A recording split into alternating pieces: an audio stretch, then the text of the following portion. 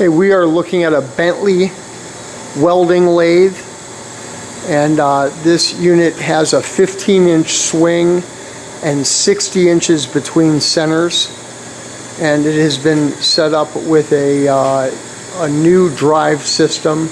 Has a nice little control here, variable speed drive, and the speed can be doubled for a different type of application if you would like, and the entire unit will tilt on a pinion there if necessary.